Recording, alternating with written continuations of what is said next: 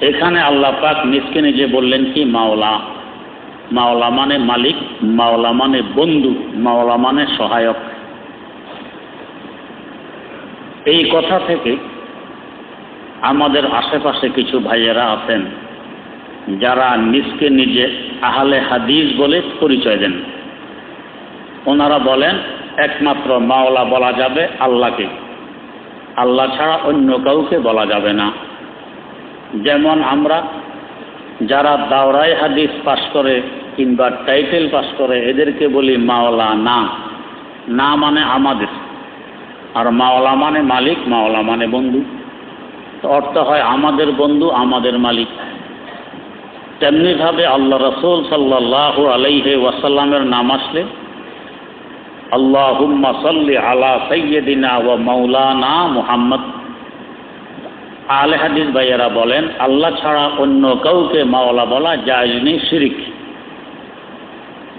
এমনকি আল্লাহর নবীকেও বলা যাবে না, কোনো উম্মতকেও বলা যাবে না। তো যারা টাইটেল পাস কিংবা দাওরা পাস লোকদেরকে মাওলা না বলে এরা মুশরিক। যারা আল্লাহর রাসূলকে মাওলা না বলে এরা মুশরিক। মাওলা বলতে হবে একমাত্র আল্লাহকে। আল্লাহ রাব্বুল আলামিন কোরআনে কারীমের আয়াতে বলেন, ও মুসলমানেরা তোমাদের মাওলাকে, তোমাদের মাওলা হলো আমি আল্লাহ। ওয়া জিবরিলু, তোমাদের মাওলা হলো জিবরাইল। ওয়া সালেহুল মুমিনিন, তোমাদের মাওলা হলো মুমিনদের মধ্যে যারা নেককার এরা। এখানে আল্লাহ পাক আল্লাহকে ছাড়া জিবরিল আমিনকেও বললেন এরা তোমাদের মাওলা, নেককার মুমিনদেরকেও বললেন এরা তোমাদের মাওলা। তো যদি আল্লাহ ছাড়া অন্যকে মাওলা বলা শিরিক হয় তাহলে আল-ইয়াযু বিল্লাহ আল্লাহ পাকও শিরিক করলেন। জিবরিলকে মাওলা বললেন, নেককার মুমিনদেরকে মাওলা বললেন, আল্লাহ শিরিকে লিপ্ত। কোরআন হাদিস না বুঝলে যা হয়। কোরআন হাদিস বুঝতে হলে হয় মুস্তাহিদ হইতে হবে, ইজতিহাদের যোগ্যতা থাকতে হবে, আর এই যোগ্যতা যার নেই তাকে একজন ইমামে মুস্তাহিদের তাকলিদ করতে হবে, তাকে মেনে চলতে হবে। এই ছাড়া মধ্যখানের কোনো রাস্তা নেই। হয় আপনি নিজে ইমাম হবেন, মেহরাবে দাঁড়িয়ে নামাজ পড়াবেন, অথবা মুক্তাদি হবেন, দুইটার একটা।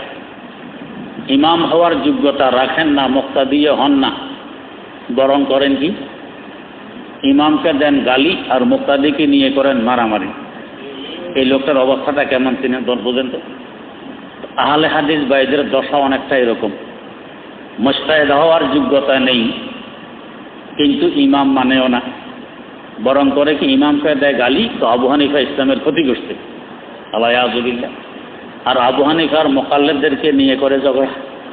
তাহলে বলেন তো অবস্থাটা কেমন হবে? তো সঠিকভাবে কোরআন ও হাদিস বুঝতে হলে হয় মুস্তাহিদ হও, না হয় মুকাল্লিদ হও, তাকলিদ করো, ইমামকে মানো, মযহাব মানো। এই যোগ্যতা নিজের মধ্যে নেই, মযহাবও মানি না। যোগ্যতা কতটুক? বাংলা বুখারী শরীফ পড়ার যোগ্যতা। যোগ্যতা কতটুক? মোবাইলের মধ্যে কয়েকটা হাদিস উঠায় রাখতে, এই পরিমাণ যোগ্যতা। আরবি বুখারী শরীফ খুলে দিলে পড়ো, তো আরবিতে পড়তে জানি না। তো না জানলে আহলে হাদিস কিভাবে হইলেন? দাবি করে আহলে হাদিস মানে আমরা হাদিস মানি, আর হানফিরা হাদিস মানে না, এটা এদের দাবি। হানফিরা হাদিসের পরিবর্তে ইমাম মানে, এই জন্য এরা মুশরিক, এই দাবি করে। দাবি তো আহলে হাদিস তথা আমরা হাদিস মানি, তার দাবি পর্যন্ত সীমিত। বাস্তবে কিন্তু হাদিস মানে না। মানার তুলনায় না মানার সংখ্যা অনেক বেশি। আমি দুই একটা দৃষ্টান্ত দিতেছি। আহলে হাদিস ভাইয়েরা খুব বেশি উচ্চারণ করেন বুখারী শরীফের কথা। আমরা কোনো হাদিস বললেই তো এটা বুখারীতে আছে কিনা প্রশ্ন। তো বুখারীতে থাকলে মানবে, না থাকলে মানবে না। আমরা দেখি বুখারীতে এমন বহু হাদিস আছে আহলে হাদিস ভাইয়েরা মানেন না। আমি এখন দেখাইতেছি কয়েকটা। যেমন ধরেন বুখারী শরীফে কিতাবুত তাহারত, পবিত্রতা অধ্যায়। এই পবিত্রতা অধ্যায়ে একটি হাদিস আছে, আতান নবিয়্যু সুবাতাতা কওমিন ফাবালা কায়েমা। আল্লাহর নবী সাল্লাল্লাহু আলাইহি ওয়াসাল্লাম একদিন ডাস্টবিনে আসলেন, ময়লার স্তূপে, যেখানে লোকেরা ময়লা ফেলে। এসে হুজুর দাঁড়ানো অবস্থায় প্রস্রাব করলেন, দাঁড়ানো অবস্থায়। এই হাদিসটি বুখারী শরীফের সহিহ হাদিস। তো আহলে হাদিস ভাইদের কাছে এখন প্রশ্ন, আপনারা তো আহলে হাদিস তথা হাদিস মানেন, আর বুখারী হলে তো কোনো কথাই নেই, বুখারী মানেন, তা আপনারা প্রস্রাবকে দাঁড়াই করেন না বসে? যদি বসে করেন তাহলে বুঝবো আহলে হাদিস নন, আর যদি দাঁড়াই করেন তো ঠিক আছে, মানবো আপনি আহলে হাদিস, আপনি হাদিস মানেন। খ্রিস্টানরা সাধারণত দাঁড়াইয়ে প্রস্রাব করে, তো তার মানে খ্রিস্টানরা পাক্কা আহলে হাদিস, কারণ বুখারীতে দাঁড়াইয়ে প্রস্রাব করার কথা আছে এখানে, তো খ্রিস্টানরা আহলে হাদিস। তো আপনি তো দাঁড়াইয়ে করেন, আমরা তো দেখি না। আর যদি বলেন যে না প্রস্রাব তো করি ল্যাট্রিনের ভিতরে, প্রস্রাবখানায়, বাথরুমের ভিতরে, আমরা তো ওইখানে যাইয়া দেখি না। এখানেও আবার প্রশ্ন থাকবে যে বাথরুমে দাঁড়াইয়ে করেন কিংবা বসে, এটা দেখার বিষয়ও নয়। বুখারী শরীফে হাদিসে প্রস্রাব করার কথা আছে ডাস্টবিনে, বাথরুমে নয়। আতা সুবাতাতা কওমিন, এই সুবাতা মানে ডাস্টবিন। তো আপনাদেরকে ডাস্টবিনে দাঁড়াইয়ে প্রস্রাব করতে তো দেখি না কোনোদিন, বরং আমরা দেখি ডাস্টবিনে প্রস্রাব করে কুকুর বিড়াল। কুকুরকে দেখবেন দৌড় দিতে হঠাৎ এক জায়গায় সঙ্গে, এরপরে পাওয়াখানা উঠে দিল প্রস্রাব করে, এটা বেশিরভাগ ডাস্টবিনে করে। 3 নম্বর, শুধু আপনাদেরকে দাঁড়াইয়ে প্রস্রাব করলে তো হবে না, কারণ আহলে হাদিস শুধু আপনাদেরকে হইলে তো হবে না, আপনাদের নারীদেরকে তো হইতে হবে নাকি? কারণ আপনাদের দৃষ্টিতে যারা আহলে হাদিস নয় এরা মুশরিক। তো আপনাদের নারী, চাই মা হোক, মেয়ে হোক, স্ত্রী হোক, বোন হোক, খালা হোক, ফুফু হোক, এরা যদি আহলে হাদিস না হয় সেটা তো মুশরিক। তো মুশরিক আর মুমিনে তো বিবাহ হয় না, তাই মানতে হবে আপনাদের নারীরাও আহলে হাদিস। তা আহলে হাদিস হলে তো বুখারী শরীফে হাদিস আছে দাঁড়াইয়ে প্রস্রাব করার, তা আপনাদের নারীরা দাঁড়াই করে না বসে? বাথরুমের ভিতরে বসে করলেও তো হবে না, করতে তো হবে ডাস্টবিনে, কারণ হাদিসে তো ডাস্টবিনের কথা আছে। হ্যাঁ, এখন থেকে যদি আপনারা নারী পুরুষ প্রস্রাবের প্রয়োজন পড়লে দৌড় দেন ডাস্টবিনের দিকে, এখানে নারী পুরুষ দাঁড়ায় দাঁড়ায় কাজটা করেন, তাহলে আমার মনে হয় ফ্রি চটি বই বিতরণের দরকার হবে না, লিফলেট বিতরণের প্রয়োজন পড়বে না, টেলিভিশনে বক্তব্য দেওয়ার দরকার হবে না। জাতি দেখলে বুঝবে না উনি আহলে হাদিস, এই জন্য এই কাজ করতেছে। নারী পুরুষ সকল, পুরুষেরা দাঁড়াইয়ে প্রস্রাব করলে তো কিছু না কিছু সেফে থাকা যায়, আর নারীরা দাঁড়ায় আরম্ভ করলে কি হবে? মাশাআল্লাহ, নেসফে আসফালের গোসল হবে কিনা, দেহের নিম্ন অংশ। আমার মনে হয় এই কারণে ওনাদের একটা ফতুয়া আছে, সকল প্রাণীর প্রস্রাব পাক, তার ফতুয়া, আহলে হাদিস ভাইদের ফতুয়া, এমনকি বীর্য পর্যন্ত পাক। তো সকল প্রাণীর প্রস্রাব পাক বোধহয় এই বাধ্য হইয়াই বলে যে প্রস্রাব তো হানফিরা যদি ধরে তো আমাদেরকে দাঁড়াই করতে হবে। তো দাঁড়াইয়ে পুরুষরা করলেও কিছু না কিছু ছিটা তো পায়ে পড়বে, কাপড়ে পড়বে, আর নারীরা করলে তো কথাই নেই, গোসল হবে নিচের দিকে। এই জন্য পাক না বলে তো আর কোনো গতি নেই, কারণ না পাক বললে তো প্রস্রাব করলে যাও গোসল করো। তো দিনে যতবার প্রস্রাব ততবার গোসল, সর্দি কাশি থেকে বাঁচবে নিয়ে আসে।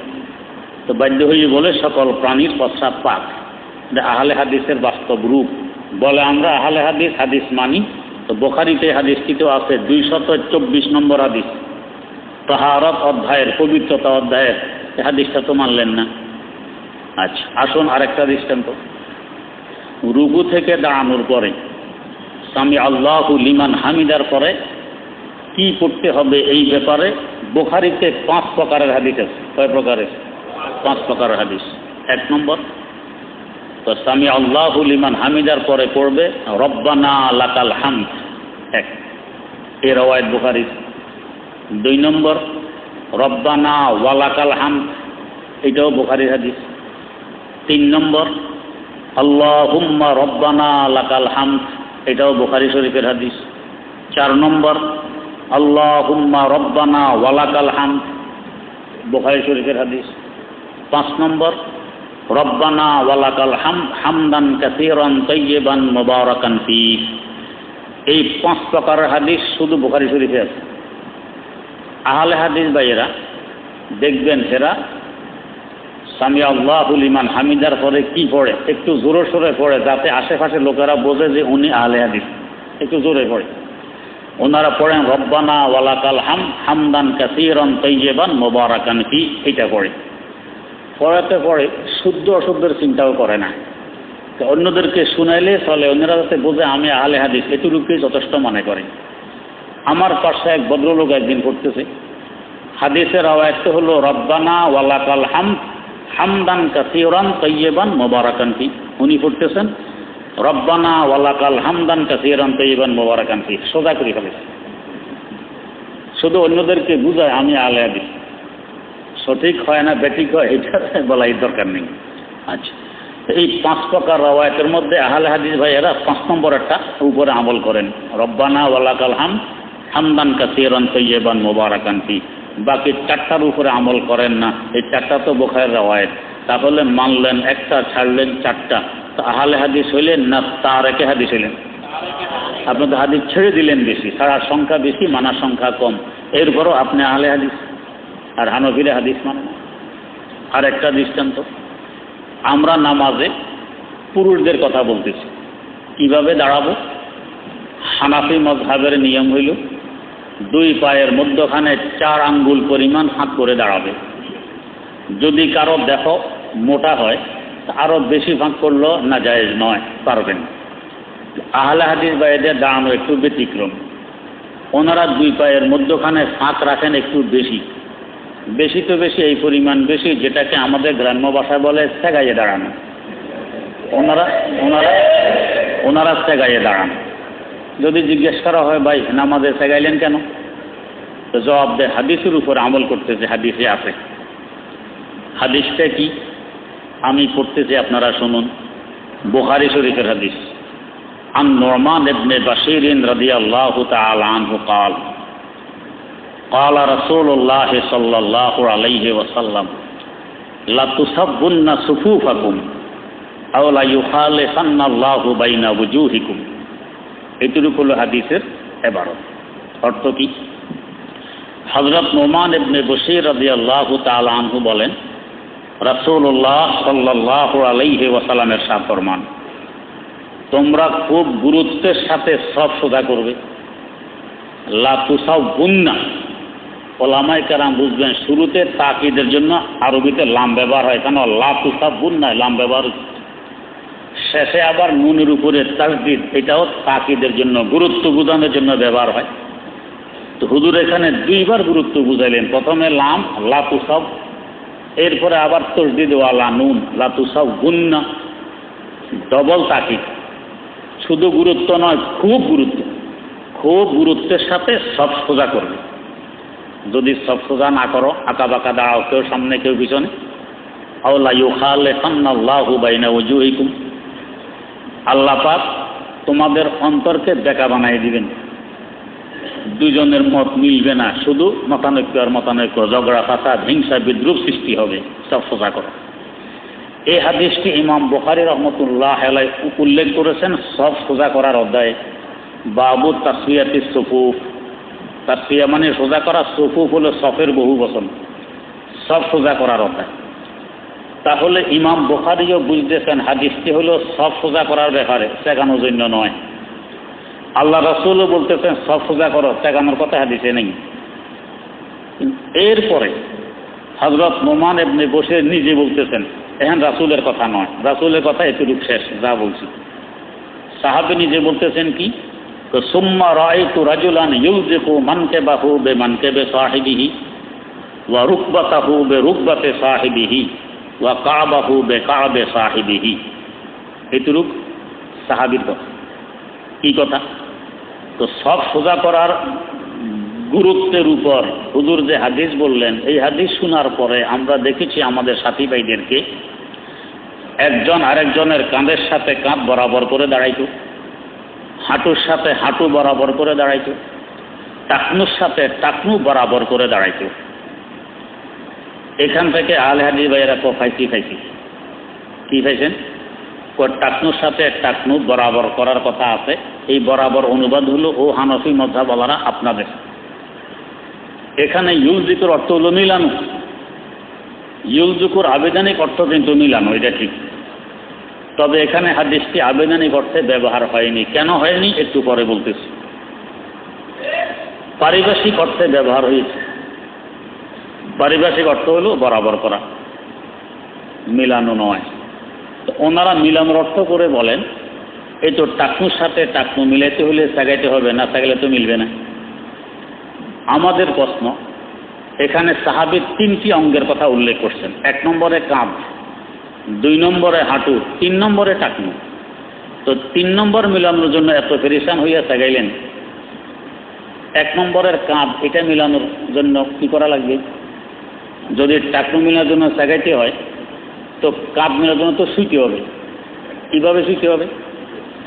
আমরা যদি পাশাপাশি 2 সাথী লেগে লেগে দাঁড়াই, তো সাথীর কাঁধের সাথে কাঁধ লাগবে না বাহুর সাথে বাহু লাগবে?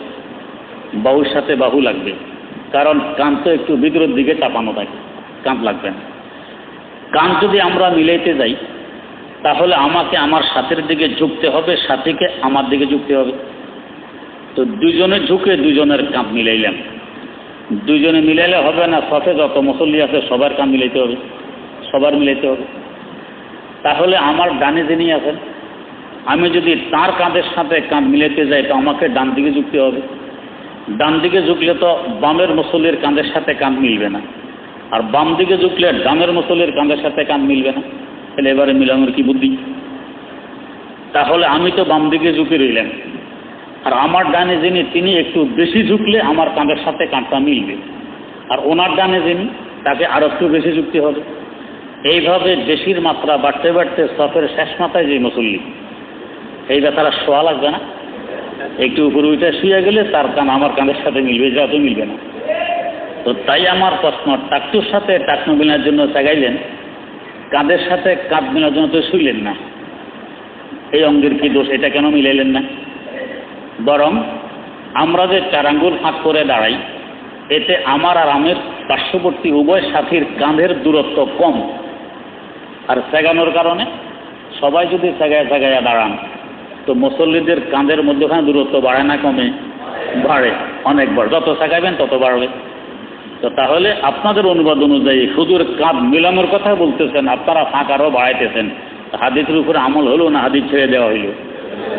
আচ্ছা, যত সেগাইবেন সেগানোর কারণে 2 সাথীর হাঁটুর মধ্যখানে দূরত্ব বাড়বে না কমবে? বাড়বে। তো টাকনু নিয়ে এত ফেরিসান, সেটা মেলানোর জন্য হাঁটুর মধ্যখানে দূরত্ব বাড়াইলেন, কাঁধের মধ্যখানে দূরত্ব বাড়াইলেন। এই 2 অঙ্গের কি অপরাধ? তো 2 অঙ্গ ছেড়ে দিলেন, একটা মেলানোর জন্য সেগাইলেন। এবার আসুন টাকনুটা বলি। যতই সেগান, আপনার পায়ের টাকনু কি পার্শ্ববর্তী সাথীর পায়ের টাকনুর সাথে মিলে সেগাইলে? মিলে না, বরং পায়ের তালুর কিনারা পার্শ্ববর্তী মুসল্লির পায়ের তালুর সাথে মিলে। তো তালুর কিনারা মিলানোর কথা তো হাদিসে নেই, হাদিসে আসে টাকনুর কথা। ওয়া কাবাহু বে কাবিহি, কাব মানে টাকনু। তাহলে 3 অঙ্গের কথা উল্লেখ আছে সাহাবীর এই কথায়, একটি অঙ্গকেও মিলাইতে পারলেন না। তারপরও আপনি হাদিসের উপরে আমল করেন আর আমরা হাদিস ছেড়ে দিই, কত বড় না ইনসাফের কথা বলেন তো। এগুলো আহলে হাদিস বাজের বাস্তব রূপ। তো নামাজের প্রথম দিকে তো হাদিস ছেড়ে দিলেন, 3 অঙ্গের একটাও মিলাইলেন না, আহলে হাদিস কি করে হইলেন? আসনের 6 নম্বরে তাকবীরে তাহরিমার সময় হাত তুলতে হয়। কি পরিমাণ হাত তুলব? এই ব্যাপারে 4 প্রকারের হাদিস আছে। 1 নম্বর, তো হুজুর হাত তুলতেন ইলা ফুরুই উযুনাইহি, এর রাওয়ায়াতটি মুসলিম শরীফের। ফুরু মানে কানের উপর, হুজুর হাত তুলতেন কানের উপর পর্যন্ত নিয়ত বাঁধার সময়। 2 নম্বর, ইলা শাহমাতাই উযুনাইহি, হুজুর 2 কানের লতি পর্যন্ত হাত তুলতেন, রাওয়ায়াতটি বুখারী শরীফের। 3 নম্বর, ইলা মানকিবিহি, হুজুর হাত তুলতেন কাঁধ পর্যন্ত, এটাও বুখারী শরীফের রাওয়ায়াত। 4 নম্বর, ইলা সদর, মুআজামে তবরানির হাদিস, সিনা পর্যন্ত হাত তুলতেন। এই 4 প্রকারের হাদিস সামনে আসলো, কি পরিমাণ হাত তুলব এই নিয়ে। এবার আসুন একটু দেখি হাদিসের উপরে কে আমল করে। আহলে হাদিস ভাইয়েরা, পুরুষ হোক আর নারী হোক, ওনারা সিনা পর্যন্ত হাত তোলেন। এর উপরে আর তোলেন না। তাহলে মোজামে তবরানির হাদিসের উপরে আমল করলেন, আর মুসলিম শরীফের হাদিস, বুখারী শরীফের হাদিস ছেড়ে দিলেন। তো নিজেদের বেলায় আসলে বুখারী ছাড়লে সমস্যা নেই, আর হানফিদের বেলায় আসলে বুখারী ছাড়লে কয়ে তো মুশরিক, বুখারীর উপরে আমল করে না। এই ব্যভিচার কেন? তাই আমার দাদা, আমার উস্তাদ আল্লামা সরফরাজ খান সফদর রাহিমাহুল্লাহ একটা সুন্দর কথা বলতেন, কহি গুনাহে সে কে দর শহরে সুমানি যে কুনান, এই অপরাধ তোমরাও করো, আমরা করলে তো তোলফাল শুরু হয়, তোমরা করলে চুচারা হয় না। ইনি আগে আরো সুন্দর কথা বলতেছেন, তো वो कत्ल भी करते हैं तो चर्चा नहीं होता, हम आहत भी करते हैं तो हो जाते हैं बदनाम, हम आहत भी करते हैं तो हो जाते हैं बदनाम। আমরা আহ বললো বদনামের সীমা নেই, আর ওরা যদি হত্যা করে ফেলে চুচারা হয় না, কোনো সারা শব্দ হয় না। তো তাহলে বুখারী বাদ দিলেন, মুসলিম বাদ দিলেন, মোজামে তবরানি থেকে হাদিস এনে সিনা পর্যন্ত উঠে দিয়েছেন। তাহলে এবারে বলুন অপরাধ আমরা বেশি গুণ আপনারা বেশি করেন। তাহলে এক হাদিস মানলে একটা হোক মোজামে তবরানির, দেখবার বুখারী আর মুসলিম হাদিস তো একটা মানছেন, ছাড়লেন কয়টা? তিনটা। কাঁধ পর্যন্তের হাদিস ছাড়লেন, কানের লুটি পর্যন্তের হাদিস ছাড়লেন, কানের উপর পর্যন্তের হাদিস ছাড়লেন। তিনটা ছাড়লেন, একটা মানলেন। ছাড়া বেশি না মানা বেশি? ছাড়া বেশি। 4 ভাগের 1 ভাগ মানছেন, 3 ভাগ ছাড়ছেন। 100%-এর 25% মানলেন, 75% ছাড়লেন। এরপর আপনি আলে হাদিস, এত হাদিস ছাড়ার পরে এবার আসুন হানফিরা কিভাবে আমল করে।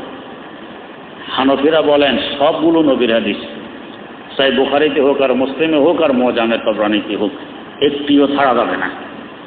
কিভাবে আমল করব? তো হাত এই পরিমাণ তুলব যাতে বৃদ্ধাঙ্গুলির মাথা কানের লতির সাথে মিলে যায়, কানের লতি বরাবর বৃদ্ধাঙ্গুলির মাথা উঠবে। তাহলে ইলা শাহামাতে উযুনাইহের হাদিসের উপরে আমল হবে।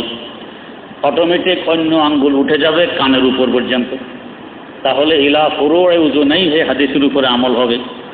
অটোমেটিক আমার হাতের তালু থাকবে কাঁধ বরাবর, তাহলে ইলা মানকিবিহি এই হাদিসের উপরে আমল হবে। তাহলে এমন পদ্ধতিতে হাত তুলব যাতে একসাথে 3 হাদিসের উপরে আমল হয়ে যায়। আর এই উম্মতের নারী সমাজ হাত তুলবে বুক পর্যন্ত, তো নারীদের মাধ্যমে মোজামে তবরানির বুক পর্যন্ত হাত উঠানোর হাদিসের উপরেও আমল হয়ে যাবে। নারী পুরুষ মিলে 4টি হাদিসের উপরে আমল হবে, একটি হাদিসও বাদ পড়বে না। তাহলে হানাফি মাযহাব একটি হাদিসও বাদ দিল না, আর আহলে হাদিস ভাইয়েরা 3টি বাদ দিল, তাও বুখারীর 2টি, মুসলিমের 1টি, ধরল মোজামে তবরানির হাদিস। এরপরও ওনারা আহলে হাদিস হাদিস মানেন আর হানফিরা হাদিস মানেন না, কত বড় জুলুমের কথা চিন্তা করেন তো। আচ্ছা, এখন যদি ওনারা প্রশ্ন করেন যে ঠিক আছে নারীরা উপর পর্যন্ত তুলুক আর পুরুষরা বুক পর্যন্ত, কারণ এরা তো নারী পুরুষ সব এক সমান, পুরুষেরাও নারী মার্কা, নারীরা বুক পর্যন্ত তোলে, হেগো পুরুষেরাও বুক পর্যন্ত তোলে, সিনে পর্যন্ত, পুরুষরা নারী মার্কা। তো যদি আমাদেরকে প্রশ্ন করে তাহলে আপনারা বুক পর্যন্ত তুলুন আর নারীরা কানের উপর পর্যন্ত তুলুক, এটাও তো হইতে পারে। আমরা বলি আপনাদের প্রশ্ন সঠিক নয় 2 কারণে। এক কারণ হইল নারীরা যে বুক পর্যন্ত তুলবে হাদিসের মধ্যে পরিষ্কার উল্লেখ আছে ইলা সাদিয়াই হা, নারীদের স্তন পর্যন্ত। স্তন কোথায় হয়? বুকে না আরও উপরে? বুকে, সিনা, তাই সিনা পর্যন্ত তারা তুলবে। 2 নম্বর দলিল হইল নারীদের পর্দার ব্যাপার স্যাপার আছে, পুরুষের মসজিদে আসলে পর্দার ব্যাপার স্যাপার নাই, ব্যাপার আছে সতরের। তো পুরুষরা যদি উপর পর্যন্ত তোলে, হাত দেখা যায়, কোনি পর্যন্ত দেখা যায়, আরও কিছু যদি দেখা যায়, এতে কোনো সমস্যা নেই। তো নারীরা যদি কানের উপর পর্যন্ত তুলতে যায় তো ওড়না, দোপাট্টা, হেজাবের ভিতর থেকে হাত বেরিয়ে আসবে, পর্দা লঙ্ঘন হবে। আর যদি সিনা পর্যন্ত তোলে তো হেজাবের ভিতরেই হাত থাকবে, পর্দা লঙ্ঘন হবে না। এই জন্য হানাফি মযহাবের দৃষ্টিতে নারীরা বুক পর্যন্ত হাত তুলবে মোজামে তবরানির হাদিস অনুযায়ী, আর পুরুষেরা কাঁধ, কানের লতি এবং কানের উপর পর্যন্ত হাত তুলবে বুখারী মুসলিমের হাদিস অনুযায়ী। তাহলে এবার দেখুন হাদিসের উপরে আমল বাস্তবে কারা করবে, কিন্তু দোষ হানফিরা হাদিস মানে না। আচ্ছা, 3 নম্বরে আসুন এবারে, হাত তো বাঁধতে হবে, বাঁধবো কিভাবে? এই সম্পর্কে দুই রকমের হাদিস আছে। এক হাদিস তিরমিজি শরীফে, হাদিসটি হলো আখাযা বিয়ামিনিহি শিমালাহু, হুজুর ডান হাত দিয়ে বাম হাতকে ধরছেন, আখাযা মানে ধরা। আর কোন রাওয়াত আছে কাবাযা বিয়ামিনিহি শিমালাহু, কবজ মানে ধরা, ডান হাত দিয়ে বাম হাতকে ধরছেন। রাওয়াত হলো তিরমিজি শরীফে। আবু দাউদ শরীফের রাওয়াতটি ওয়াদারা ইয়ামিনাহু আলা শিমালিহি, হুজুর ডান হাতকে বাম হাতের উপর রেখে দিয়েছেন। তাহলে একটা হলো ধরার হাদিস তিরমিজির, একটা হলো রাখার হাদিস আবু দাউদ শরীফের। এবার আসুন কে হাদিস কতটুকু মানে। আমার আহলে হাদিস ভাইয়েরা, নারী হোক আর পুরুষ হোক, ডান হাতের আঙ্গুলকে বাম হাতের কোনোই পর্যন্ত নিয়ে এভাবে রেখে দেন, ধরেন না। তাহলে আবু দাউদ শরীফের হাদিসের উপরে আমল হইল, ধরার হাদিস বাদ, তিরমিজির হাদিস বাদ করল। তো দুই হাদিসের মধ্যে একটা ধরলো একটা ছাড়লো, তার মানে 100% মধ্যে 50% মানা হলো, 50% ছাড়া হইল। এবার আসুন হানাফি মাযহাবে, এরা বলে দুইটি রাসূলের হাদিস একটিও বাদ দেওয়া যাবে না। তাহলে আমল কিভাবে করব? তো এমনভাবে করতে হবে যাতে একটি হাদিসও বাদ না পড়ে। তো তা কীভাবে? তো তোমার কনিষ্ঠ এবং বৃদ্ধাঙ্গুলি দিয়ে হাতের কবজিকে ধরো, তাহলে তিরমিজি শরীফে যে আখাযার হাদিস আছে, ধরার হাদিস, এর উপর আমল হয়ে যাবে। আর অনামিকা, মধ্যমা এবং শাহাদাত আঙ্গুলকে উপরে রেখে দাও, তাহলে আবু দাউদ শরীফে রাখার যে হাদিস আছে তার উপর আমল হয়ে যাবে। একসাথে ধরার হাদিসের উপর আমল হবে কনিষ্ঠ আর বৃদ্ধাঙ্গুলির মাধ্যমে, রাখার হাদিসের উপর আমল হবে অনামিকা, মধ্যমার, শাহাদাত আঙ্গুলের মাধ্যমে। তাহলে হানফিরা একসাথে দুই হাদিসে মানলো, একটাও ছাড়লো না। আর আহলে হাদিস ভাই এরা একটা মানলো, একটা ছাড়লো। এরপরে ওনারা হাদিস মানেন আহলে হাদিস, আর হানফি মাযহাবওয়ালারা হাদিস মানেন না। কত বড় জুলুমের কথা দেখেন তো। আচ্ছা, এরপরে আসুন হাদিস রাখবো কোথায়? আমরা রাখি নাভির নিচে পুরুষেরা, আর ওরা নারী পুরুষ সকলে রাখে বুকের উপরে, সিনার উপরে। পুরুষেরা সিনের উপর রাখা মানে পুরুষ নারী হইতে চায়, নারী মার্কা পুরুষ বলি আমি, সিনার উপর। নারীদের সাদৃশ্য জায়গা জায়গায় কিন্তু পুরুষদেরকে সতর্ক করা হয়েছে নারীদের সাদৃশ্য যাতে না হয়, নারীদেরকে সতর্ক করা হয়েছে পুরুষের সাদৃশ্য যাতে না হয়। কিন্তু আহলে হাদিস ভাইয়েরা মাশাআল্লাহ হাদিস তো মানতে চান, এই জন্য নারীর সাদৃশ্য করতে চান বেশি, তো বুকের উপরে হাত বাঁধেন নারীদের নেয়। ওনারা কেন বুকের উপরে বাঁধেন, আমরা কেন নাভির নিচে বাঁধি? নাভির নিচে বাঁধার ব্যাপারে মুসান্নাফে ইবনে আবি শায়বা, ইমাম বুখারী রহমতুল্লাহ আলাইহির উস্তাদ ইমাম আবু বকর ইবনে আবি শায়বা রাহিমাহুল্লাহ, তার সংকলিত হাদিসের কিতাব আল মুসান্নাফ 25 খণ্ডে প্রায় 27,000 হাদিস এই কিতাবে উল্লেখ আছে। তো এই কিতাবে সহিহ সনদ, বিশুদ্ধতম সূত্রে হাদিস বর্ণিত রাসূলুল্লাহ সাল্লাল্লাহু আলাইহি ওয়াসাল্লাম নাভির নিচে হাত বাঁধতেন। রাওয়ায়াতটি হযরতে আবু হুরায়রা রাদিয়াল্লাহু তাআলা আনহু থেকে বর্ণিত, হযরতে আব্দুল্লাহ ইবনে ওমর রাদিয়াল্লাহু তাআলা আনহু থেকে বর্ণিত, হযরতে আবু মুসা আশআরী রাদিয়াল্লাহু তাআলা আনহু থেকে বর্ণিত, হযরতে ওমর ফারুক রাদিয়াল্লাহু তাআলা আনহু থেকে বর্ণিত, হযরতে আলী মুরতাজা রাদিয়াল্লাহু তাআলা আনহু থেকে বর্ণিত। খোলাফায়ে রাশিদিনের মধ্যে দুজন খলিফা বর্ণনা করতেছেন। এমনকি হযরত আলী মুরতাজা রাদিয়াল্লাহু তাআলা আনহু বলেন, ওয়াজউল ইয়াদাইনি ফিস সালাতে তাহতা সুররাতে মিনাস সুন্নাহ, নামাজের মধ্যে উভয় হাত নাভির নিচে রাখা নবীর সুন্নত। কে বলেন? হযরতে আলী বলেন। তো এই কারণে আমরা নাভির নিচে বাঁধি, বিশুদ্ধতম সূত্র। আহলে হাদিস ভাইয়েরা কেন বুকের উপরে বাঁধেন? তো সহিহ ইবনে খুজাইমা নামে 2 খণ্ডের একটি হাদিসের কিতাব আছে। এই কিতাবে একটি হাদিস আছে আল্লাহ রাসূল হাত বাঁধতেন বুকের উপরে, এই হিসাবে ওনারা বুকের উপরে বাঁধেন। তার মানে 2 প্রকার হাদিসের মধ্যে ওনারা একটা ধরলেন, একটা ছাড়লেন। বুকের উপরটা ধরলেন, নাভির নিচেরটা ছেড়ে দিলেন। 100%-এর মধ্যে 50% মানা হলো, 50% ছাড়া হলো। আসুন হানাফি মাযহাব। হানাফি মাযহাব বলে উভয়টি তো হাদিস, একটিও ছাড়া যাবে না। তাই এই উম্মতের পুরুষেরা নাভির নিচে হাত বাঁধবে আর নারীরা বুকের উপরে বাঁধবে। পুরুষ নারী 2 সম্প্রদায়ের মাধ্যমে উভয় হাদিসের উপর আমল হয়ে যাবে, একটি হাদিসও বাদ পড়বে না। এখন প্রশ্ন, উল্টাও তো করতে পারি, পুরুষরা বুকের উপরে বাঁধুক আর নারীরা নাভির নিচে। তো এইটাও 2 কারণে। এক কারণ, নাবিরা বুকুর উপরে বাঁধবে, মুআজামে তবরানীতে উল্লেখ আছে। 2 নম্বর, পর্দার ব্যাপার স্যাপার। নাবির নিচে বাঁধতে গেলে যদি হেজাব ছোট হয়, দোপাট্টার ওড়না একটু ছোট হয়, তো হাত বেরিয়ে আসবে, পর্দা লঙ্ঘন হবে। বুকুর উপরে বাঁধলে হেজাব আর ওড়না দোপাট্টা যতই ছোট হোক, হাত পর্দার ভিতরেই থাকবে। তাই নারীরা বুকুর উপরে বাঁধলে পর্দার জন্য সুবিধা। আর পুরুষরা নাবির নিচে বাঁধলে হাত দেখা গেলে এখানে পর্দার ব্যাপার স্যাপার নেই, তাই কোনো সমস্যাও নেই, এরা নাবির নিচে বাঁধবে। এবারে আরেকটু দেখি, সহিহ ইবনে খুজাইমার যে হাদিসটা ওনারা উল্লেখ করতেছেন, ওই কিতাবের টিকার মধ্যে লেখা আছে হাদিসটা জড়িফ, দুর্বল, এবং হাদিসটির সাত বিচ্ছিন্ন রাওয়ায়াত। কি অর্থ? ধরেন একজন উস্তাদ, তার ছাত্র আছে 10 জন, 9 জন বলেন উস্তাদ এই কথা বলছেন, আর একজন বলেন যে না এই কথা বলেন নাই, ওই কথা বলছেন। একজনের মত ভিন্ন, 9 জনের মত ভিন্ন। এই যে একজন ভিন্ন কথা বলে, এই লোকটাও মিথ্যা কথা বলার নয়। তাই এই 9 জনের যে রাওয়ায়াত, এটাকে তো আমরা বলবো সহিহ রাওয়ায়াত, আর একজনের যে রাওয়ায়াত এটাকে বলবো সাদ, এটা বিচ্ছিন্ন। এখানেও দশা করছে এইটা। না হয় এই হাদিসটির আরো বিভিন্ন সূত্র আছে, অন্তত 60টি সূত্র আমার কাছে সংরক্ষিত আছে। একটি সূত্রের মধ্যে আল্লাহ সদর শব্দ নেই, বুকুর উপরে বাঁধার কথা নেই, শুধু একজন ছাত্র বলে। তাই বুঝা গেছে এটা বিচ্ছিন্ন রাওয়ায়াত, তার পাশাপাশি আবার জড়িফ এবং দুর্বল। এই জন্য আমরা পুরুষেরা এই হাদিসের উপরে আমল করি না, যেহেতু জড়িফ, দুর্বল। আর নাবির নিচে হাত বাঁধার সূত্র যেহেতু সহিহ, সঠিক, এই জন্য আমরা ওটার উপরে আমল করি। আচ্ছা, এরপরে আসুন এবারে সূরা কেরাত পড়ার ব্যাপার। আহলে হাদিস ভাইয়েরা বলেন, ইমামের পিছনে যদি কেউ সূরা ফাতিহা অন্তত না পড়ে, তার নামাজ হবে না।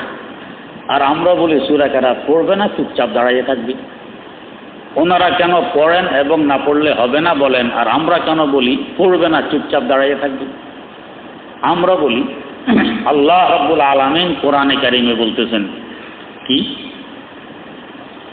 ওয়া ইযা কুরিআল কুরআনু ফাসতামিউ লাহু ওয়া আনসিতু। যখন কোরআন পড়া হয়, বিভিন্ন তাফসীর গ্রন্থে উল্লেখ আছে আয়াতে নাযিল হয়েছে নামাজের ব্যাপারে। তার মানে যখন কোরআন নামাজে পড়া হয়। এমনকি বিভিন্ন হাদিস গ্রন্থে আর তাফসীর গ্রন্থে এই কথার উল্লেখ আছে, হুজুর সাল্লাল্লাহু আলাইহি ওয়াসাল্লাম নামাজ পড়ানোর সময় যখন কেরাত পড়তেন, আমাদের দেশেও দেখবেন কিছু অবুঝ ছেলেরা এসে সফের মধ্যে দাঁড়ায়। ইমাম যখন কেরাত পড়ে, হেও পিছু পিছু পড়ে। সূরা ফাতিহা পড়া সকলের মুখস্থ থাকে, এটা পড়ে। অন্য সূরা যখন পড়া শুরু করে, এখন আর পারে না, তো চুপচাপ। তা আমাদের ছোট অবুঝ ছেলে যারা আছে, এদেরকে দেখবেন ইমামের সাথে সাথে কেরাত পড়ে। তো ইসলামের শুরু লগ্নে হুজুর যখন কেরাত করতেন, হুজুরের সাথে সাথে সাহাবীরা করত বড় আওয়াজে, এক সরগোল।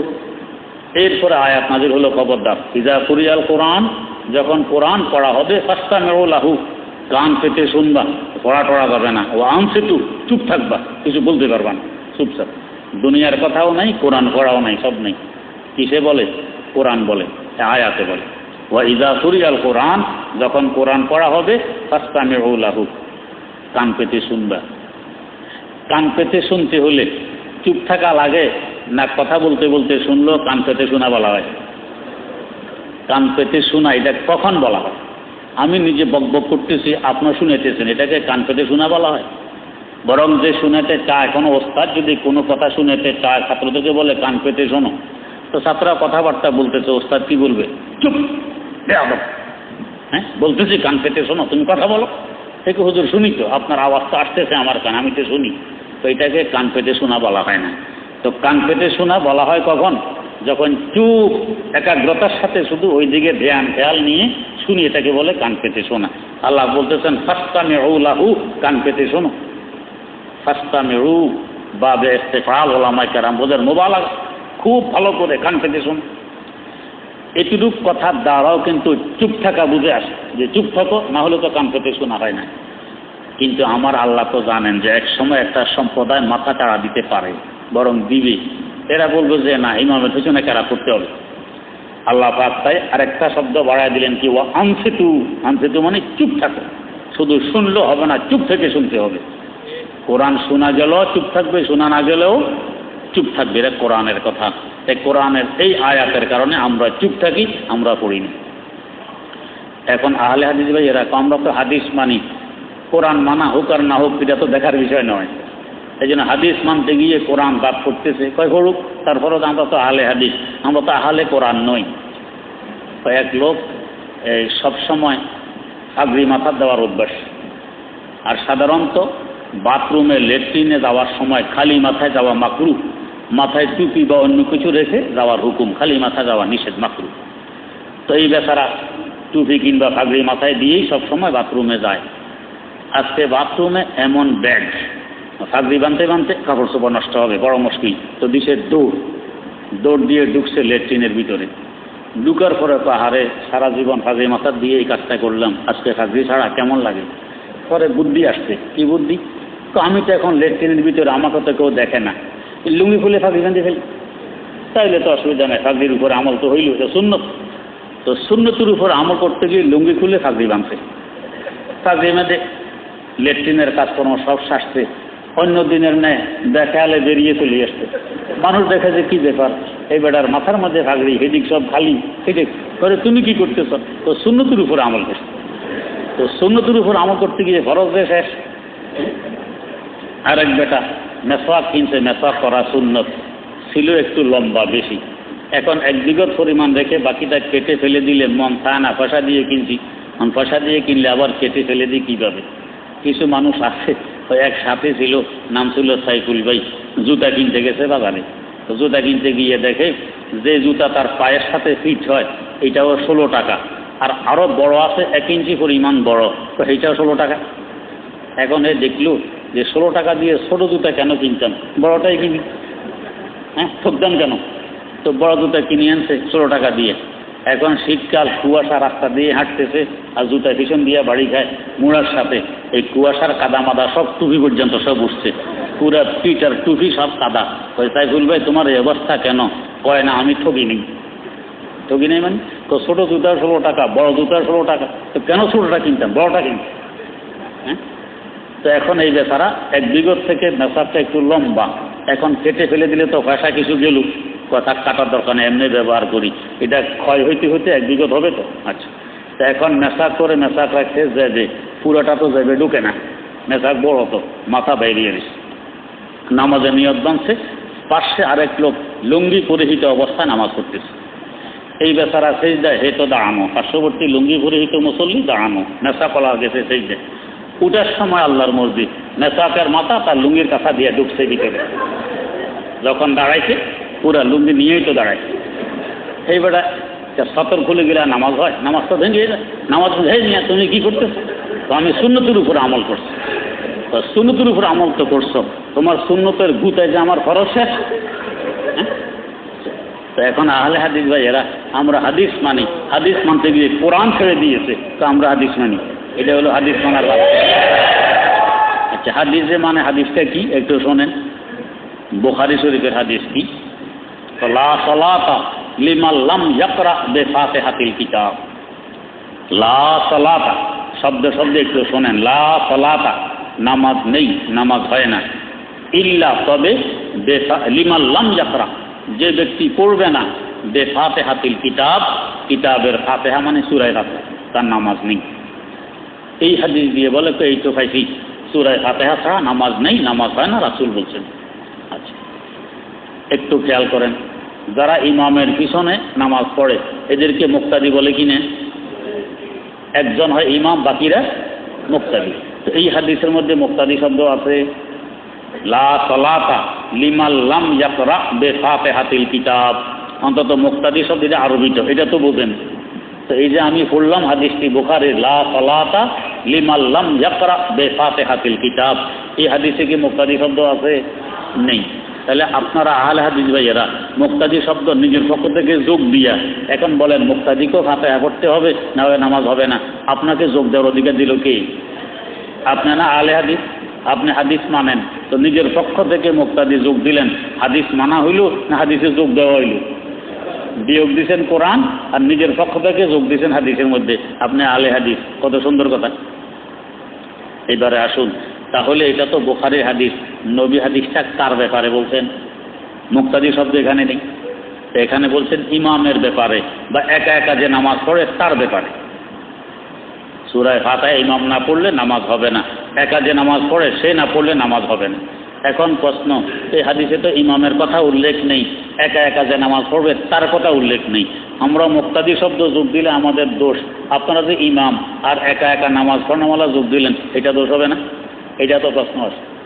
আমাদের প্রশ্নের জবাব, মুসান্নাফে ইবনে আবি শায়বাতে হাদিস উল্লেখ আছে, তাহাবী শরীফে হাদিস উল্লেখ আছে। হাদিসটি হলো হাসান। নবী করিম সাল্লাল্লাহু আলাইহি ওয়াসাল্লামের ইরশাদ ফরমান, মান কানা লাহু ইমামুন ফাকিরাআতুল ইমামে লাহু কিরাআতুন। যেই ব্যক্তির ইমাম আছে, তো যেই ব্যক্তির ইমাম আছে ওই ব্যক্তিকে কি বলবে? মুক্তাদি বলবে না? তার মানে মুক্তাদি। কিরাআতুল ইমামে লাহু কিরাআতুন, তার ইমামের কেরাতি ওই মুক্তাদির জন্য কেরাত হিসাবে গণ্য। তার মানে ইমামের কেরাতই মুক্তাদির কেরাত হিসাবে গণ্য। তো বোঝা গেছে মুক্তাদিকে ভিন্ন করে কেরাত করতে হবে না, ইমামের কেরাতই মুক্তাদির কেরাত হিসাবে গণ্য হয়ে গেছে রাসূলের ভাষ্য অনুযায়ী। তাই আমরা বলি হাদিসটি ইমামের ব্যাপারে, মুক্তাদির ব্যাপারে নয়। যেমন ধরুন, এখানে আপনারা 2000 মানুষ আছেন, আমাদের মাননীয় প্রধানমন্ত্রীর কাছে গেছেন কোনো একটা দরখাস্ত নিয়ে যে মেহরবানি করে আমাদের মসজিদটা 20 তলা বানিয়ে দেন, দরখাস্ত। তো 2000 মানুষ সবাই ওইখানে গিয়ে কথাবার্তা একজনে বলবে না, 2000 মানুষে বলবেন? যদি 2000 মানুষে কথাবার্তা বলা আরম্ভ করেন, এইটা প্রধানমন্ত্রীর সাথে কথাবার্তা হবে না, মিছিল হবে? মিছিল। তা এখন মন্ত্রী কার কথা শুনবে? মন্ত্রী ফোর্সকে বলবে এদেরকে এখান থেকে বের করো, এরা জঙ্গল থেকে বেরিয়ে আসছে, হ্যাঁ, কথাবার্তা কীভাবে বলবে না বলবে, আদব নাই, লেহাজ নাই, কিছু নেই, সবাই কথা বলে, আমি কার কথা শুনবো? বের করো এদের, এই ঝামেলা দরকার নেই। কিসের দরখাস্ত মঞ্জুর? উল্টা বেইজ্জতি হয়ে বেরিয়ে আসতে হবে। হ্যাঁ, এখন বলতে হবে কথা একজন। তো একজনের কথা বললে এটা কি ওই একজনের হবে না 2000 সকলের হবে? সকলের হবে। ঠিক তেমনি ভাবে আমরা যখন একজনকে ইমাম বানিয়ে দিলাম, ওই ইমামের কথা আমাদের সকলের কথা হবে, সবাইকে ভিন্ন করে কথা বলতে হবে না। বরং ভিন্ন করে যদি কেরাত করতে যাই, এটা ঝগড়ার সৃষ্টি, ঝগড়ার মতো মনে হয়। ইমামও পড়ে, আমরাও পড়ি, সবাই পড়ে, হুজুর নিয়ে বলছেন তো কি হয়েছে আমার, যে তোমরা আমার সাথে কোরআন নিয়ে ঝগড়া করো, মানে আমার পিছনে কোরআন পড়ো, এখন থেকে আর পড়বে না, চুপ থাকবে। এই জন্য আমরা কেরাত পড়ি না, ওনারা পড়েন। এবার আসল তো বুঝে আসছে, কোরআন বাদ দিয়া হাদিস ধরছে, হাদিসও নিজের পক্ষ থেকে মুক্তাদি শব্দ যোগ দিয়া তো হাদিস ধরছে, এটার নাম হলো আহলে হাদিস। এরপরে ইমাম সাহেব যখন বললেন ওয়ালা দাল্লিন, আমরা সুফে সাফে বলি আমিন। আর আহলে হাদিস ভাইয়ারা আমিন বলে দেন আজান। আজান দেওয়ার নিয়মটা হলো আপনার গায়ের জোর যে পরিমাণ আছে, এই জোর দিয়ে আজান দিবেন কেন? যাতে দূর পর্যন্ত আওয়াজ পৌঁছে মুসল্লিরা মসজিদে আসতে সুবিধা হয়, এই জন্য আজান। কিন্তু আমার আহলে হাদিস ভাইয়ারা ওই একজন দাঁড়াবে এই কোনায়, আরেকজন এই কোনায়, আরেকজন এই মধ্যখানে, আরেকজন এই মধ্যখানে, 5 জন কিংবা 6 জন আগে সলা পরামর্শ করে আসে, এরপরে সবাই আমিন দিয়ে আজান দেয়, আমিন। তো দূর থেকে শুনলে মনে হয় না পুরো মসজিদটাই আহলে হাদিসদের মসজিদ, সবাই আমিন জোরে বলে। আসলে জোরে বলছে 5 জনে, আর বাকি 2000 মুসল্লি সব চুপ। এখানে যে 2000 মানুষ আছেন, 10 জন মানুষ তো চিৎকার দেয়, 10 জন। তো বাইরে থেকে কি বোঝা যাবে? ওই মসজিদের ভিতরে চিল্লাচিল্লি হইতে আছে। আসলে চিল্লাচিল্লি করে কয়জনে? 10 জনে, বাকি 1990 জন চুপ। কথাটা পরিষ্কার করে এই জন্য বলতে চাই, আমাদের দেশের কিছু ভাইয়েরা হজ করতে যান মক্কায়ে মুকাররমার মদিনায়ে মুনাওয়ারা, ফিরে এসে কোন আহলে হাদিস তো ঠিকই বলে, এখানে তো সবাই জোরে আমিন বলে, সুন্দর কথা। আরে সবাই জোরে বলে না, আসতে বলে, আপনি বুঝবেন কিভাবে? আমিন বলার শব্দ আপনার কানে আসে, কয়জনে বলে হিসাবটা নেন। বর্তমান বিশ্বে প্রায় 200 কোটি মুসলমান আছে। কত কোটি? 200 কোটি মুসলমান। এদের মধ্যে প্রায় 120 কোটি মুসলমান হলো হানফি। কত? 120 কোটি মুসলমান হানফি, বরং আরও বেশি হবে। এক ভারতে 50 কোটি মুসলমান, বাংলাদেশে 17 কোটি মুসলমান, এ কত হইল? 67 কোটি। পাকিস্তানে প্রায় 20 কোটি মুসলমান, কত হইল? 87 কোটি। এরপরে ইরানের 5 কোটি মুসলমান, ইরাকে আছে প্রায় 6-7 কোটি মুসলমান, এই সব মিলেলে আরও বাড়ে। যাই হোক, 120 কোটি ধরেন, 120 কোটি মুসলমান। আর বাকি কয় কোটি থাকে? 80। 80-র মধ্যে 40 কোটি হলো সাফেরি, আর থাকে কয় কোটি? 40। এই 40-এর মধ্যে 20 কোটি হলো মালিকি আর 20 কোটি হলো হাম্বলি। মালিকি মযহাবওয়ালারাও আমিন বলে আসতে, হানফি মযহাবওয়ালারাও আমিন বলে আসতে। তাহলে মালিকি আর হানফিকে যোগ দিলে কত হয়? 120 আর ওইদিকে আরও 20, কত হইল? 140। তো 200 কোটির মধ্যে 140 কোটি মুসলমান আমিন বলে আসতে। 200 থেকে 140 বাদ গেলে কত বাদ থাকে? 60 কোটি আমিন বলে জোরে। তা জোর মানে আজান দেওয়া নয়, জোর মানে আশেপাশের লোকেরা কিছু শোনে, এটুকু আজান দেওয়া নয়। তো 40 কোটি বলে জোরে আর 160 কোটি বলে আসতে। এবারে দেখেন সারা দুনিয়া থেকে তো হাজিরা হজ করতে যায়, তার মানে 200 কোটির মধ্যে যদি লাখের হিসাব করেন তাহলে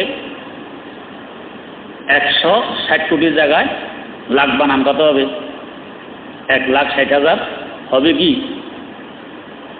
হানফি আর মালিকি মিলা এরা পড়ে আসতে, আর মাত্র 40,000 হবে শাফি আর হাম্বলি মিলে এরা পড়ে জোরে আমিন। তো তাহলে যারা চুপ এগোটা শোনা যায় না, যারা জোরে বলে এগোটা শোনা যায়? জোরে বলে এগোটা শোনা যায়। তাহলে কম মানুষে জোরে বলে শোনা তো হেঁকে যাবে, বলাটা যে বলেন এটাকে শোনা যায়। তো যে চুপ আপনাদের সকলের মুখের কাছে যায় যায় দেখেন না যে আমি জোরে কয় না আসতে কয়, তো কেমনে বলেন যে সবাই জোরে কয়? সবাই জোরে কয় না, বেশিরভাগ আসতে বলে, কম ভাগ জোরে বলে। মাত্র 200 কোটির মধ্যে 60 কোটি জোরে বলনেওয়ালা আর 120 কোটি আসতে বলনেওয়ালা আর 140 কোটি আসতে বলনেওয়ালা, এরা আসতে বলে। আচ্ছা, এবারে আসুন আমিন আমরা কেন আসতে বলি, ওনারা কেন জোরে বলেন? আহলে হাদিস ভাইরা আজান কেন দেয়? আল্লাহ, হযরতে ওয়াইল ইবনে হুজর রাদিয়াল্লাহু তাআলা আনহু তার থেকে বর্ণিত, তো হুজুর আমিন বলছেন ওয়া খাফাজা বিহা, আসতে বলছেন, আমিন বলছেন এবং আসতে বলছেন। উনি কিভাবে বলেন? ওনার বাড়ি হলো ইয়ামান। ওয়াইল ইবনে হুজর বাড়ি কোথায়? ইয়ামান। উনি ইয়ামান থেকে মদিনায় মুনাওয়ারায় আসছেন ইসলাম শিখার জন্য, দিন শিখার জন্য। 20 দিন ছিলেন হুজুরের কাছে। কয়দিন? 20 দিন। তো 20 দিনে কয় ওয়াক্ত নামাজ পড়ছেন হুজুরের পিছনে? 5 কুড়ি 100 ওয়াক্ত নামাজ পড়ছেন। এবং হুজুর বলছেন ওয়াইল তুমি আমার কাছে দাঁড়াইবা, কারণ যেহেতু শিখতে আসছো, সারা জীবন এখানে থাকতে পারবে না, এই শিক্ষা নিয়ে দেশে যাবে, অন্যদেরকে শিখাবে, তাই তুমি আমার কাছে থাকবে যাতে শিখতে সুবিধা হয়। তো উনি 100 ওয়াক্ত নামাজ হুজুরের পিছনে পড়লেন। এরপরে উনি বলতেছেন 3 ওয়াক্ত নামাজের মধ্যে হুজুরকে জোরে আমিন বলতে শুনছি। এরপরে বলেন জোরে যে বলছেন তাও ওয়া আযুন্নুহু, আমার দৃঢ় ধারণা যে আমাকে শিখানোর জন্য হুজুর একটু জোরে আমিন বলছেন, যে দালিনের পরে আমিন বলতে হয় যাতে আমি এটা শিখি, এই জন্য হুজুর জোরে বলছেন। তাহলে 100 ওয়াক্ত নামাজের মধ্যে 3 ওয়াক্ত জোরে, সেটাও যিনি শুনছেন তিনি বলেন আমাকে শেখানোর জন্য। আর 97 ওয়াক্ত আসতে। এবারে 3 ওয়াক্তেরটা মানবেন না 97 ওয়াক্তেরটা মানবেন? আহলে হাদিস ভাইরা 3 ওয়াক্তেরটা নিচে আর হানফিরা 97 ওয়াক্তেরটা নিচে। এরপরও এরা হাদিস মানে না, ওনারা হাদিস মানে। তারপরেও 3 ওয়াক্তেরটা নিল, যিনি হাদিস বর্ণনা করতেছেন উনিও বলেন জোরে বলছেন শেখানোর জন্য। তো শেখানো তো শেষ, এখন আর জোরে বলার দরকার। ওনারা বলেন যে আরো হাদিস আছে। কি? ইমাম বুখারী বলেন কালা আতা ইবনে আবি রবা একজন তাবেঈ, সাহাবীও নন, কালা আতা।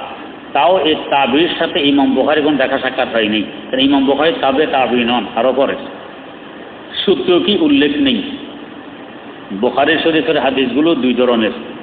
এক ধরনের হাদিস সূত্র সহকারে, সনদ সহকারে উল্লেখ করা হয়, এগুলোকে বলা হয় মুসনাদ। আর কিছু হাদিস আছে তিনি সূত্রবিহীন অবস্থায় উল্লেখ করেন, এগুলিকে বলে মুআল্লাক। তো এখানে এটা হাদিসও নয়, একজন তাবেঈর কথা, এটাও মুআল্লাক, সূত্রবিহীন অবস্থায় বয়ান করতেছেন। কালা আতা কি? আম্মানা ইবনু, প্রথম বলছেন আমিনু দুআউন। কালা আতা আমিনু দুআউন, আমিন হলো দোয়া। এরপরে বললেন আম্মানা ইবনু জুবায়ের ওয়ামান খালফাহু, হযরতে আব্দুল্লাহ ইবনে জুবায়ের একজন সাহাবী, উনি এবং ওনার পিছনে যারা ছিল এরা আমিন বলছে। এখনো জোরের কথা নেই। হ্যাঁ, এরপরে বলতেছেন কি? কোয়া লিল মসজিদে লা লাজ্জাতুন, মসজিদে গুঞ্জন সৃষ্টি হয়েছে। এই হাদিসের মধ্যে হাদিস তো নয়, আসর তাবেঈর কথা। এরপরে বলতেছেন কি? আমিন যে ইবনে জুবায়ের বলছেন, সামনের সফের মানুষেরা শুনছে, তো সামনের সফের মানুষেরা যদি আমিন বলা শোনে, এটাকে বলে যে পুরা মসজিদে গুঞ্জন সৃষ্টি হয়েছে। পুরা মসজিদে গুঞ্জন সৃষ্টি হলে শুধু সামনের সফে লোকেরা শুনবে কেন, সবাই তো শুনবে যখন গুঞ্জন সৃষ্টি হয়। এটাকে বলে ইস্তেরাব। হাদিসের কথার মধ্যে মিল নেই। হাদিস হতো না, তাবির কথা, তাবির কথার মধ্যে মিল নেই। একবার বলেন সামনের সফের মানুষেরা শুনছে, আবার বলেন মসজিদে গুঞ্জন সৃষ্টি হয়েছে। তো গুঞ্জন সৃষ্টি হলে সামনেওয়ালারা শুনবে কেন, পিছনেরা কেন শুনলো না? বোঝা গেছে গুঞ্জন সৃষ্টি হয় নাই, সামনে কয়েকজনে শুনছে, এটুকু আমিন। এটাকে জোরে বলা বলে, আজান দেওয়া বলে না। আহলে হাদিস ভাইয়েরা দমে দমে যার নাম নেন, সবচেয়ে বেশি যার নাম নেন, শায়েখ নাসিরউদ্দিন আলবানী মরহুম। উনি 15তম শতাব্দীর একজন আলেম, শায়েখ নাসিরউদ্দিন আলবানী। উনি এই বুখারীর এই কথাটি এনে বলতেছেন। ওনার আস-সিলসিলাতুজ যঈফা একটি কিতাব আছে, এই কিতাবে বলতেছেন এটা এই পরিমাণ জড়িত আর দুর্বল, তাবেঈর এই কথাটি এই পরিমাণ জড়িত আর দুর্বল, এটার দ্বারা দলিল দেওয়া বৈধ নয়। কে বলে? আহলে হাদিস ভাইদের ইমাম নাসিরউদ্দিন আলবানী মরহুম বলতেছেন এই পরিমাণ দুর্বল, দলিল দেওয়া বৈধ নয়। বরং বলতেছেন কি, লা আসলা লাহু মারফুআন ফীমা না'লাম, আমার জানা অনুপাতে এই ধরনের কোন রাওয়ায়াত হুজুরের থেকে বর্ণিত নেই। কে বলছেন? আহলে হাদিস ভাইদের ইমাম। তো ওনাদের ইমাম নাসিরউদ্দিন আলবানী মরহুম যদি বলেন এই বুখারীর এই তাবির এই কথা যে নকল করছেন, উল্লেখ করছেন সনদ ছাড়া, একটা হলো দুর্বল, আরো হলো তাবির কথা, এরপরে হাদিসে ইস্তেরাব, দুই কথায় মিল নেই।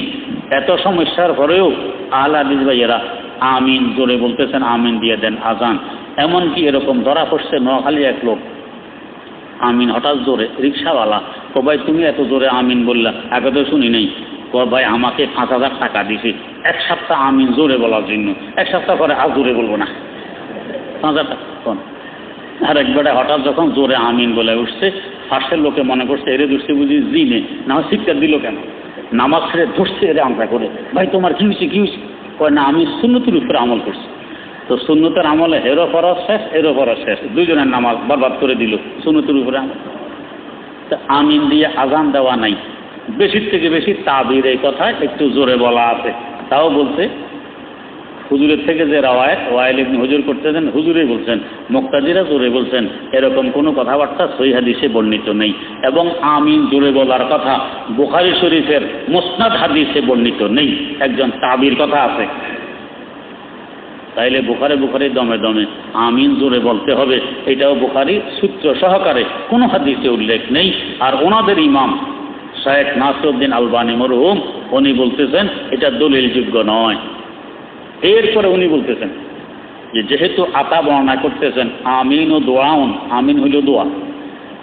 নাসিরউদ্দিন আলবানী বলেন তো দোয়ার ব্যাপারে মূলনীতি হইল কি, তো তোমরা দোয়া করো তাদাররুআন ওয়া খুফিয়া, ক্রন্দনরত অবস্থায় এবং চুপি চুপে। তাহলে দোয়ার মূল নীতি হলো চুপি চুপে দোয়া করা। তো এই জন্য আমিন চুপি চুপেই বলার চাইও, এটাকে জোরে বলা ঠিক হবে না। ওনাদের ইমাম যখন বলেন তা আমাদের এখানে অন্য কিছু বলার আর প্রয়োজন পড়ে না। এরপরে আসেন রুকুতে যাওয়ার সময় একবার হাত তোলা, রুকু থেকে উঠার পরে আবার হাত তোলা। আহলে হাদিস ভাইয়েরা হাত তোলেন, হানফিরা তোলেন না।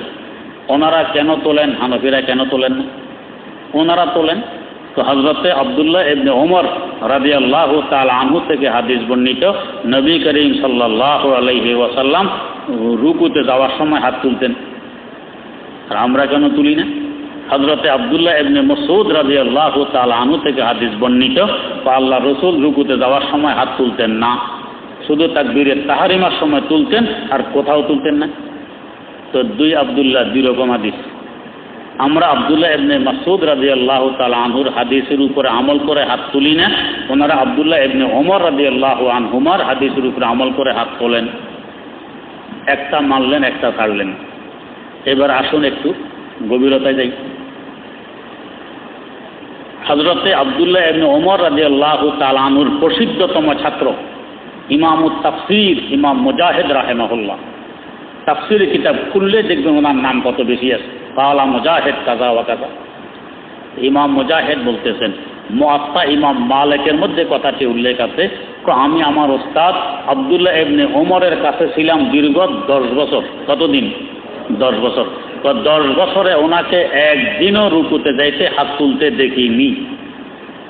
তো ছাত্র পরিষ্কার বলতেছেন ওস্তাদকে হাত তুলতে দেখিনি। ওস্তাদ তো হয় বুড়াকালে, তাহলে হাত তুলতেন না এটা কোন কালে? যখন ওস্তাদ হয়ে গেছেন, বুড়াকালে, শেষ জমানায়। আর রওয়ায়াত করতেছেন হাত তোলার কথা। তো বোঝা গেছে শুরুর দিকে হাত তোলা ছিল, শেষের দিকে রহিত হয়ে গেছে, এই জন্য তিনি হাত তুলতেন না। ওনার ছাত্রের সাক্ষী 10 বছর।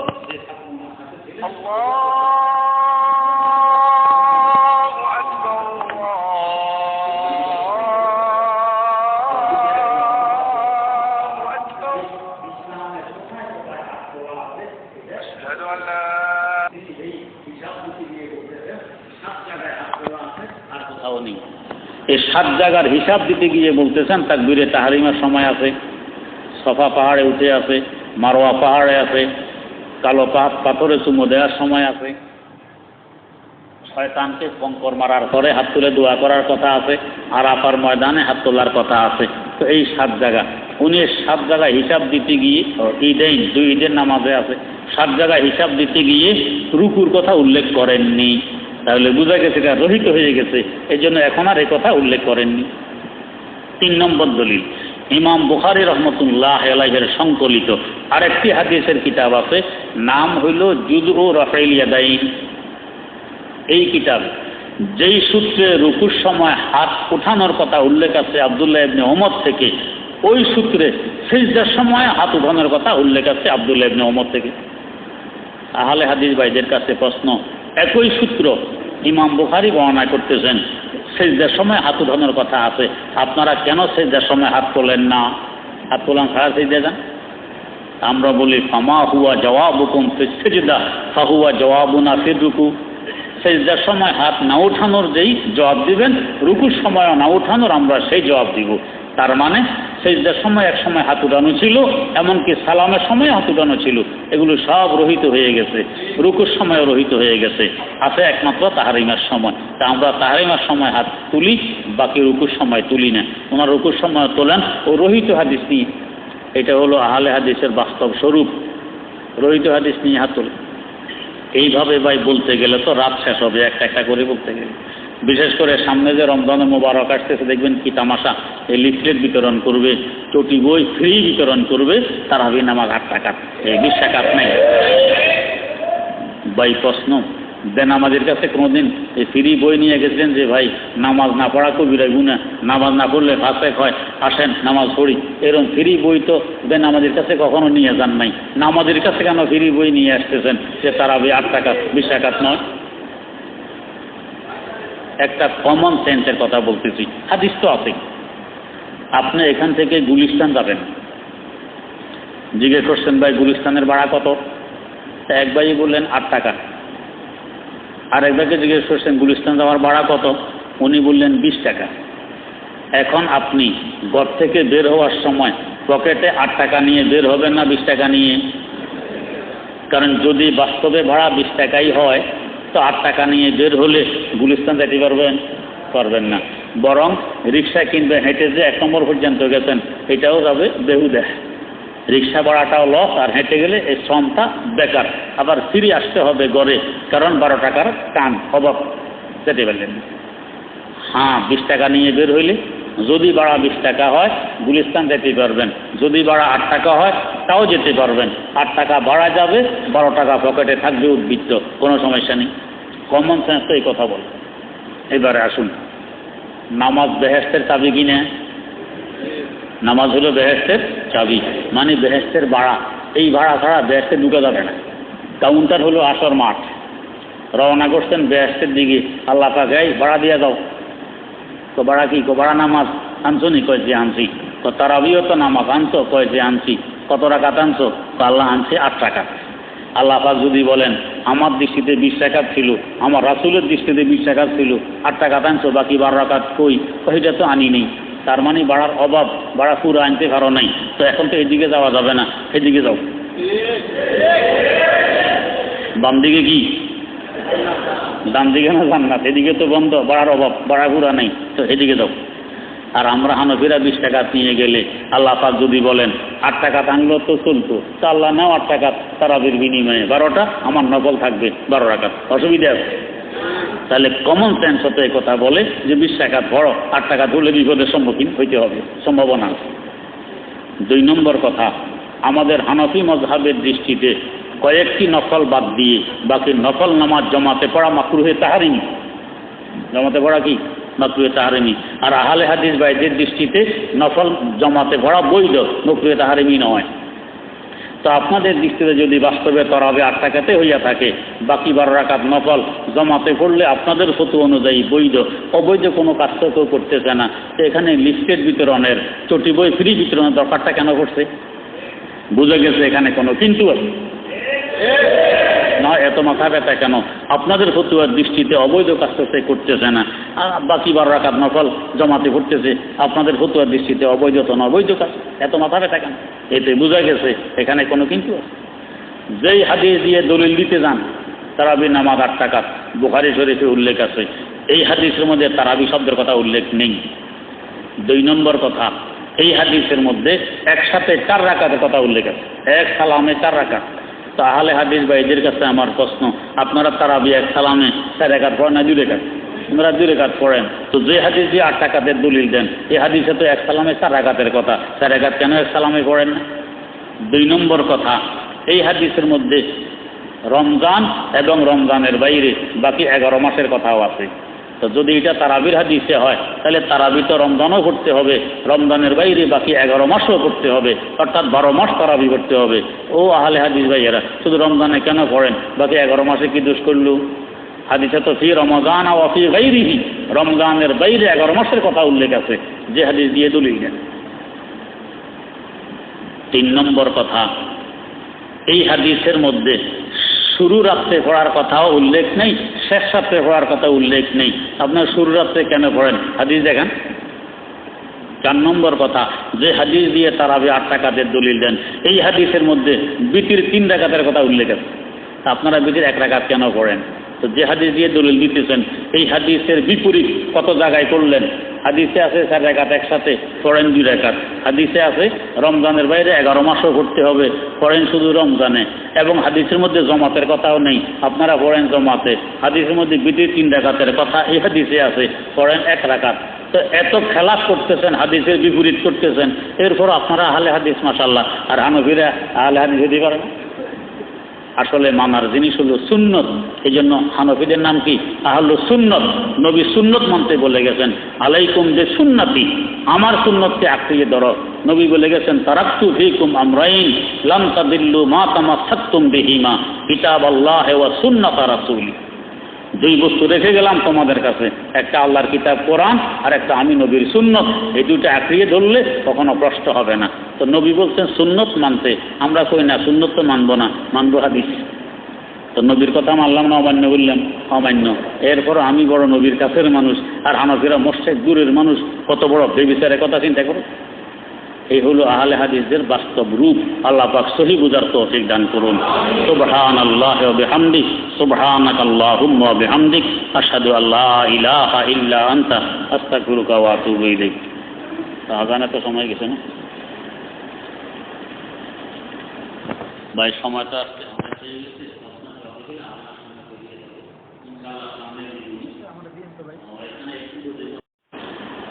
এখানে আল্লাহ পাক মিসকিনে যে বললেন কি মাওলা, মাওলা মানে মালিক, মাওলা মানে বন্ধু, মাওলা মানে সহায়ক। এই কথা থেকে